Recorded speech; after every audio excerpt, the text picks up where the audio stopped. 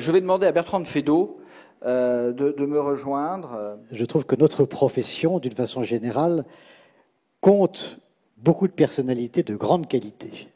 Une profession qui n'est pas souvent reconnue, et pourtant, quand on la connaît de l'intérieur, on est absolument marqué par la très grande qualité des gens qui la composent. Donc le choix était forcément difficile. Alors, pour rentrer plus avant dans la personnalité qui a été désignée, je dirais que c'est une personnalité qui a travaillé pour la profession depuis de très nombreuses années. C'est-à-dire qu'elle a traversé, non pas les crises, mais les cycles de l'immobilier. Et elle l'a traversé avec une grande constance. Et elle s'est attachée à essayer de comprendre ce qui se passait dans notre secteur industriel, à l'analyser et à délivrer aux acteurs les outils permettant à la fois de mesurer ce qui se passait, de comparer les performances et d'apporter donc une vraie valeur ajoutée à notre profession. Je crois que c'était une audace que de transférer ces outils, souvent mathématiques, car il fallait un mathématicien pour faire ça, qui, pour certains, étaient réservés au monde de la finance, de les transposer au monde de l'immobilier, de façon à ce que l'ensemble des acteurs, à la fois du secteur et en dehors du secteur, puissent avoir une image objective de la performance de nos métiers et de nos activités. Et donc, il fallait créer probablement un institut pour faire quelque chose comme cela, n'est-ce pas? Et un institut qui rassemble des gens de qualité, des gens aguerris à la mathématique financière, capables de sortir des indices, ou peut-être même d'envisager de transposer à l'immobilier la technique des dérivés, ce qui n'est pas absolument évident. Voilà, on avance. Je crois qu'il n'y en a pas tellement qui ont fait cela. Et puis, je crois qu'il fallait quelqu'un qui s'adonne à la réflexion, qui, au-delà de son métier, consacre une partie de son intelligence, de son travail, de ses jours, de ses nuits, à réfléchir sur le monde de l'immobilier, au fond à créer une réflexion immobilière. Voilà, et je pense qu'en ayant dit tout cela, j'ai suffisamment détaillé le profil de celui qui a été retenu. Je l'ai reconnu, mais je préférais que ce soit toi qui donne le nom. Voilà, eh bien, ce profil, c'est notre ami Guy Marty, qui est ici au premier rang.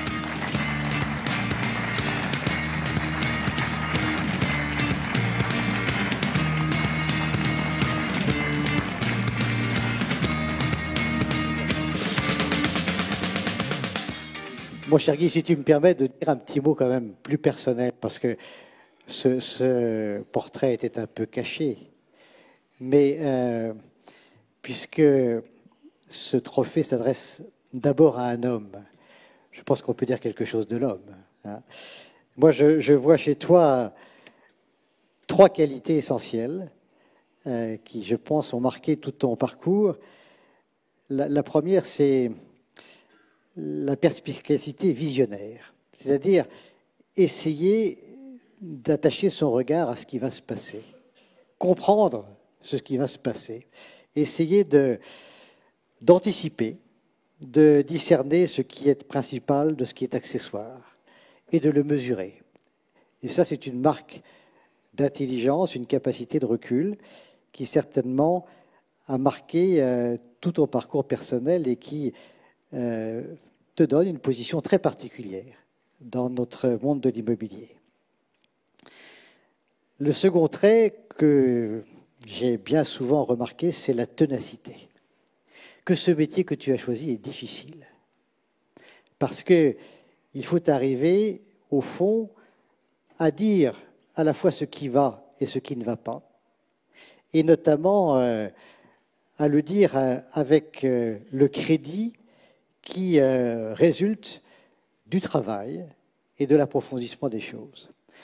J'ai moi-même été à ton conseil dès les premiers jours et j'ai fait un bout de chemin avec toi. Et je me souviens du souci que tu avais toujours de maintenir cet outil que tu avais créé dans des conditions souvent difficiles, de le maintenir à flot de façon à ce que la profession entière puisse bénéficier du travail que tu produisais. Et puis, le dernier trait que je voulais souligner, c'est la fidélité. La fidélité que tu as aux hommes qui t'entourent, la fidélité que tu as aux acteurs de l'immobilier, et je crois la fidélité qu'ils te portent, et qui fait aujourd'hui que, bien justement, tu reçois ce trophée. Bon.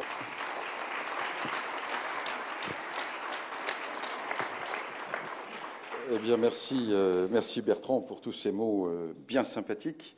Alors, Bertrand est un professionnel pour qui j'ai une estime profonde, et du coup, je l'ai souhaité à venir partager ses analyses sur différents sujets. Je ne m'attendais pas à ce qu'un jour je devienne le sujet.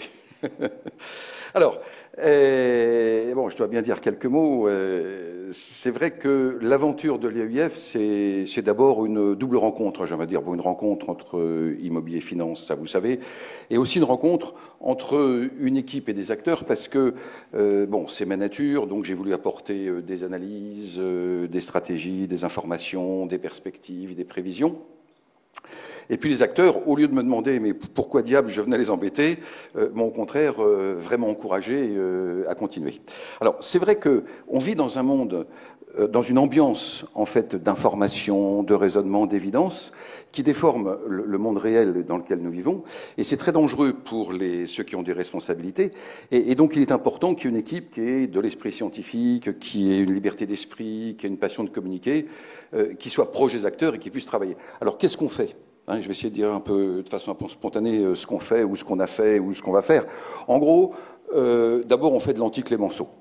Je suis désolé pour notre ami Jean-François Grazzi, qui représente la profession journalistique, mais on fait clairement de l'anti-Clémenceau. Clémenceau, vous le savez, était un très grand journaliste avant d'être un homme politique, et il avait introduit dans la presse française le fait de mélanger les faits et les idées. C'est depuis lui que, dans la presse économique, il faut lire plusieurs journaux pour essayer de deviner à peu près ce qui s'est passé, parce que les faits sont devenus un carburant au service d'idéologie ou de parti pris, etc. Donc nous, on fait le contraire, c'est-à-dire qu'on essaye d'isoler les chiffres, les données, ce qui s'est vraiment passé, parce que c'est important pour les dirigeants, pour les responsables, de pouvoir s'appuyer sur du robuste. Alors on fait de l'anti-Clémenceau, mais on fait du Bergson. On fait du Bergson, ça toute mon équipe le sait bien.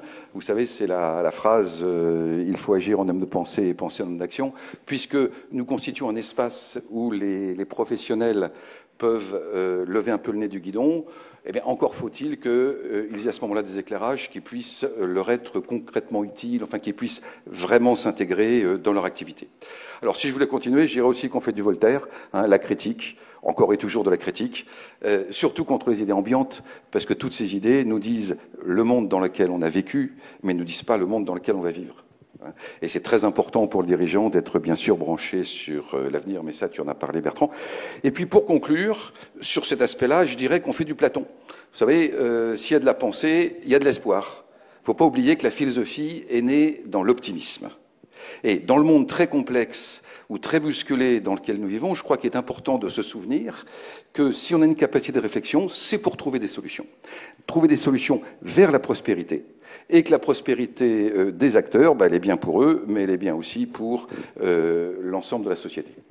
Alors, voilà, comme ça vous savez ce qu'il y a derrière nos indices, derrière nos statistiques et derrière nos travaux sur les SIC, et sur d'ailleurs les fonds immobiliers ou les marchés du logement ou de l'entreprise. Je veux dire à Mme Lindemann, si elle est revenue, que si elle cherche des idées sur le logement, on en a quelques-unes en réserve.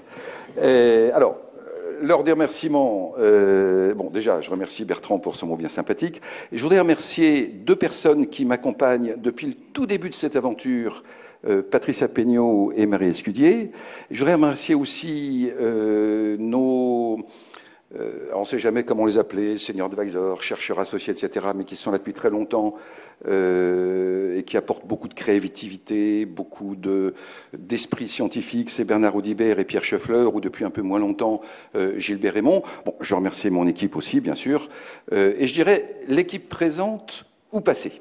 Parce qu'il faut savoir que dans une entreprise comme la nôtre, on est une entreprise nous aussi, après tout, mais dans ce centre de recherche, il y a beaucoup de jeunes qui passent et qui restent 2 ans, 5 ans, avant d'aller faire des carrières plus opérationnelles. Et il y en avait un tout à l'heure, d'ailleurs, qui a été nominé. Et puis je remerciais également, bien sûr, le conseil d'administration sous la présidence de Laurent Batch, le président de Dauphine, qui veille scrupuleusement au bon équilibre financier de cette équipe d'intellectuels. Voilà. Alors, pour conclure, je vais vous donner ce que je pense. Vraiment, le fond de ma pensée, c'est que, et c'est au fond ce qui anime l'équipe de l'IEIF, c'est que nous pensons que nous vivons dans un secteur professionnel, celui de l'immobilier de l'investissement, où les gens sont formidables. Merci. Voilà.